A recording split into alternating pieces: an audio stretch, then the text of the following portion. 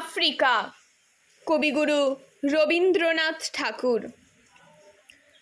উদ্ভ্রান্ত সেই আদিম যুগে স্রষ্টা যখন নিজের প্রতি অসন্তোষে নতুন সৃষ্টিকে বারবার করছিলেন বিধ্বস্ত, তাঁর সেই অধৈর্য ঘন ঘন মাথা নাড়ার দিনে রুদ্র সমুদ্রের বাহু প্রাচী ধরিত্রীর বুকের থেকে ছিনিয়ে নিয়ে গেল তোমাকে, আফ্রিকা।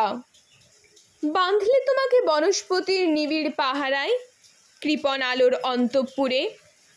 সেখানে নিভৃত অবকাশে তুমি সংগ্রহ করছিলে দুর্গমের রহস্য, চিনছিলে জল স্থল আকাশের দুর্বোধ সংকেত। প্রকৃতির দৃষ্টি অতীত জাদু মন্ত্র জাগাচ্ছিল তোমার চেতনাতীত মনে। বিদ্রুপ করছিলে ভীষণকে বিরূপের ছদ্মবেশে, শঙ্কাকে চাচ্ছিলে হার মানাতে। আপনাকে উগ্র করে বিভীষিকার প্রচণ্ড মহিমায় তাণ্ডবের দুন্দুভিনী নাদে। হাই ছায়াবৃতা, কালো ঘোমটার নিচে অপরিচিত ছিল তোমার মানব রূপ। এলোরা লোহার হাত করি নিয়ে, নখ যাদের তীক্ষ্ণ তোমার নেকড়ের চেয়ে, এলো মানুষ ধরার দল। গর্বে যারা অন্ধ তোমার সূর্যহারা অরণ্যের চেয়ে। সভ্যের বর্বর লোভ নগ্ন করল আপন নির্লজ্জ অমানুষতা। তোমার ভাষাহীন ক্রন্দনে বাষ্পাকুল অরণ্য পথে পঙ্কিল হলো ধূলি।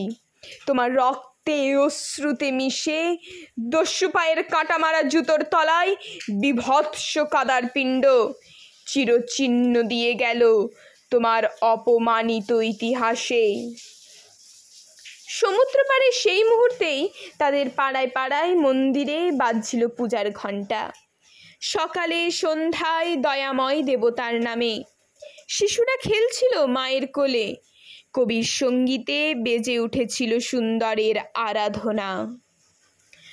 আজ যখন পশ্চিম দিগন্তে প্রদোষকাল, ঝঞ্ঝা বাতাসে রুদ্ধশ্বাস, যখন গুপ্ত গহ্বর থেকে পশুরা বেরিয়ে এলো, অশুভ ধ্বনিতে ঘোষণা করল দিনের অন্তিম কাল।